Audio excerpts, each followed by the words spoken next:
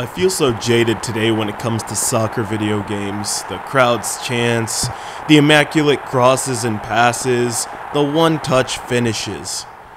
Sometimes I forget that games like EA Sports FIFA International Soccer were once the standard.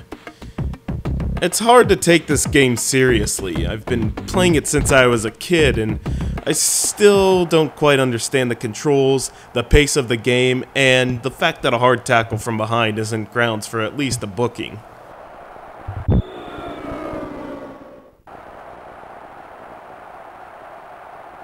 EA Sports made some impressive sports games in the early 90s, and frankly, this is not one of them. Let's start with the gameplay, which can get tiring if you aren't playing against a friend, since the controls, or lack thereof, make it too easy for the AI to strip the ball from you. For example, the strength of your passes is determined by how long you hold the B button down.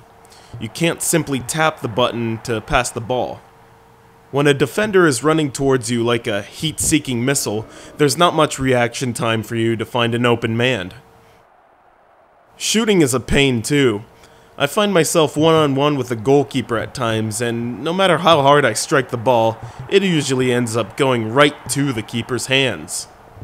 The game's pace is almost too fast, and the player's movement is erratic and unbecoming of the world-class athletes they represent in real life.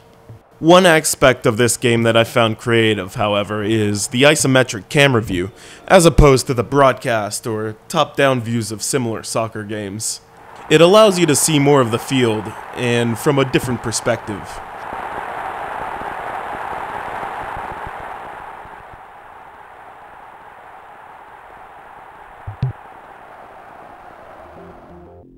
The teams come from a wide range of world nations from each continent. Real player names are substituted for stereotypical, nearly offensive names. I mean, just look at the names for the Russian team. Being born into a Brazilian family, I look at the Brazilian roster and, yeah, I can tell it wasn't necessarily Brazilians who came up with the names. The game does have its strengths though. Before kickoff, you get the match breakdown from the legendary Ron Barr. You can mix up the formations to suit your team better and select strategies such as long ball, all-out defend, and all-out attack. And when you score a goal, or when your opponent scores a goal in this case, a cartoony animation shows up on the screen as if it were being played on a scoreboard. You can also switch the languages from English to German, French, and Spanish. Oh, and the soundtrack is really funky too.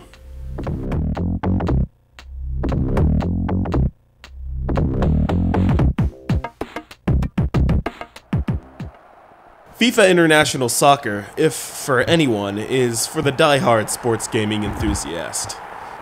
Soccer is faced with enough apathy in this country in the first place.